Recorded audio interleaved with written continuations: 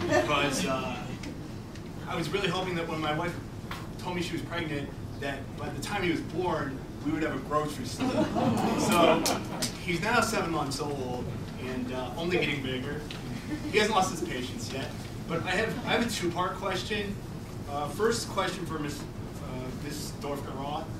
On November 27, 2007, the Akron Beacon-Journal said that Akron contacted grocers across the country about a long-promised grocery store for the Highland Square area and now has a good prospect.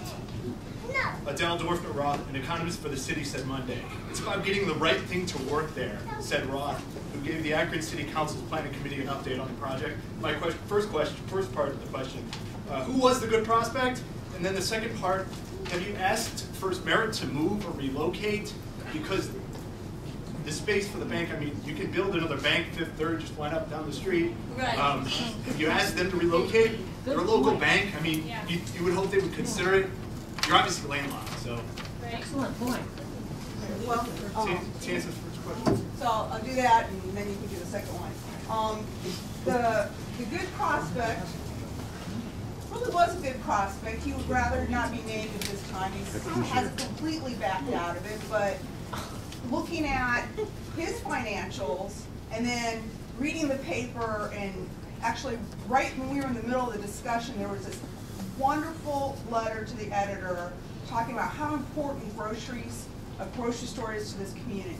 This person's lady, and I have it in my office somewhere. If you want it, I'll pull it up. But you know, she talked about how great this area was, that she lived here when she was younger. She moved away, came back, and now had 3 young boys. And she couldn't wait. She couldn't wait for that moment when her oldest boy would be old enough to get on his bike and, you know, ride his bike over to the grocery store and pick up, you know, the occasional line for her guacamole. Because, you know, even though she was going to do her regular shopping out at a big store where she could get everything at once, it would be so nice, such a rite of passage for her son to go, you know, be able to get this, you know, have this responsibility of going and getting this thing. Well, I wish you hadn't said that. I'm so sorry. I mean, it was a wonderful letter, and I really feel for you. But the grocery owner called me up and he said, I can't run a business on occasional lines for their guacamole. You shouldn't have based it on one letter to the editor. That's the whole community. Well, you know, he's been doing lots of you know, trying to say, and he cannot get his bankers to say, I mean, his bankers won't believe in the project. Okay, and the second part of that is First Merit tells us, and this is probably it came as a big surprise to me, but this particular, I kind of lost direction, right over there, that drive-through, this is the most profitable center for every First Merit. And this is the busiest drive-through in Summit County for First Merit. They don't really want to move, okay? Well, the question has been asked. The question's been asked. Now, if you offer them tons and tons of money, probably anybody would imagine move. the PR and the goodwill from this. I mean, obviously, PR and goodwill doesn't pay the bills, unfortunately, even for a good bag. So those are the two, you know, those are my two answers. All right, let's thank you very much for that explanation. It is, First Merit was contacted, those kinds of conversations were had, and there was no interest from First Merit because it is their most profitable center in the county. Yes. My name's Marlene Harmon, and just to drive, I would have just stood back here, but the whole point of the letter to the editor that I wrote was, in our community, the reason that we bought our house 11 years ago is I have 5 children who are now, of course, you know, grown, babies, the whole 9 yards. But it was a rite of passage for my 4 sons that when you turned 10, you were allowed to ride with the next brother on your bike down to Sparkle Mart, and you could get milk and, you know, ice cream and all that stuff.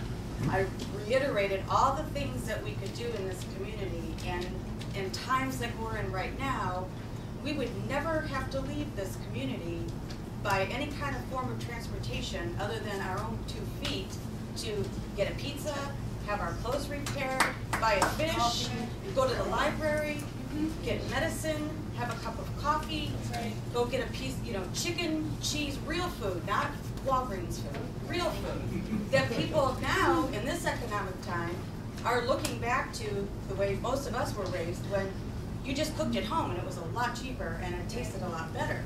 Right. Having a lot of fast food stuff right now isn't really what people are into and what we can afford in this neighborhood. I look at some of these things and I'm like, what do we need West Point Market down here for? We go up there because we can get a free sample.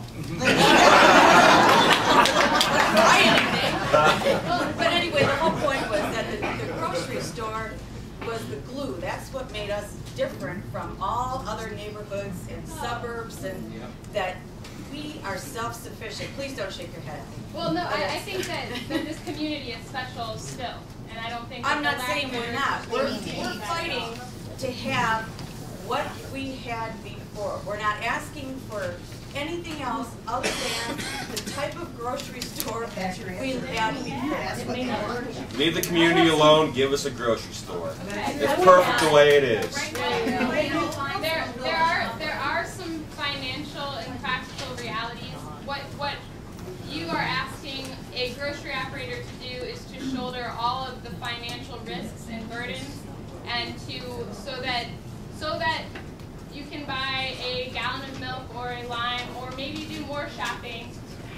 They will have to spend a lot of money upfront and continually to operate that store. It's a huge financial risk. Yeah, we heard it's that. A huge Like personal heard risk. that. Yeah. I want to ask you about it. Everyone is telling you continuously, nonstop since this began. Yeah. We will shop there every day because we need a grocery store. Right. Every day, every day, every day. But Well, you keep saying over and over again like you've never heard anybody say it. The same thing. We hear that. No one's going to buy anything but a lime every week or two.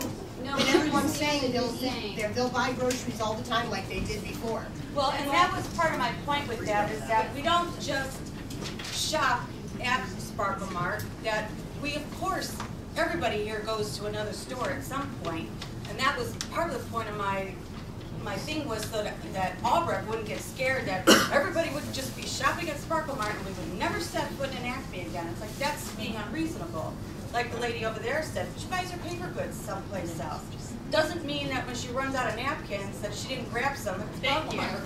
But, that we do spread our shopping around, but we want our home base here at home. Have you contacted 7 Grains in Talmadge Avenue? That's another local store. 7 Grains. 7 grains or freezers. 7 Grains. That's 7 great. Grains is one. And then also in Norton, there's a place called Leach's Meats and Sweets. Now that's a local company, Okay. but that's kind of it's a smaller operator, more specialty items. I also wondered about a butcher shop, because in downtown Kent there's a butcher shop, I believe it's still in operation. And if it's size that's an issue, if something like that could be moved in, that would just be one portion of what we get, but possibly they could carry some other items. And also I wondered about the Countryside Conservancy, the farmers market they hold. The farmers market that's held down at Stan Hewitt. To me, it's rather ironic that you have to go down to the mansion to get your fruit, your vegetables and stuff when we don't have a grocery store here. Why can't they have, if nothing else, they need to bring that farmers market to this corner here. That's a good idea. What are thoughts on a farmer's market without a physical structure, but a once-a-week kind of farmer's market? Is that something that would serve the need?